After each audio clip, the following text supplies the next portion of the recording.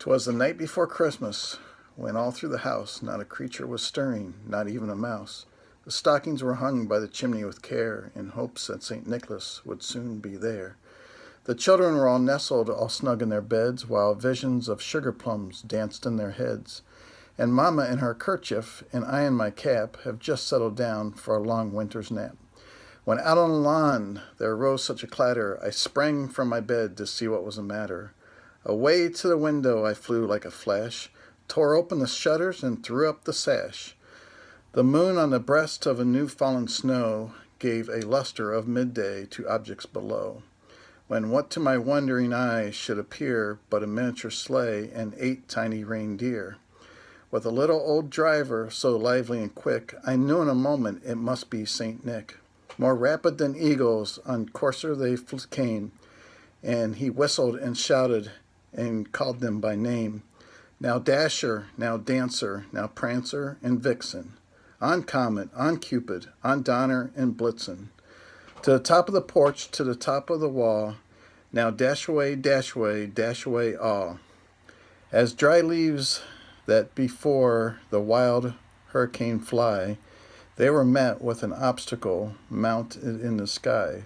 So up on the house top and corners they flew, with the sleigh full of toys and St. Nicholas too.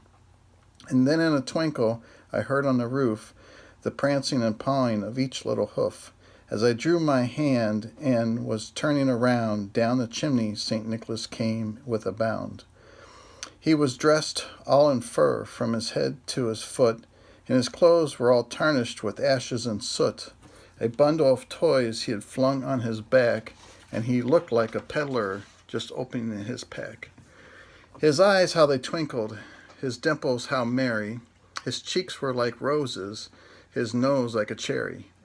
His droll little mouth was drawn up like a bow, and the beard of his chin was as white as the snow. The stump of a pipe he held tight in his teeth, and the smoke it encircled his head like a wreath. He had a broad face and a little round belly that shook when he laughed like a bowl full of jelly. He was chubby and plump, a right jolly old elf, and I laughed when I saw him in spite of himself. A wink of his eye and a twist of his head soon gave me to know I had nothing to dread. I spoke not a word, but went straight to his work and filed all the stockings, then turned with a jerk, and laying a finger aside his nose, he gave a nod, up the chimney he rose.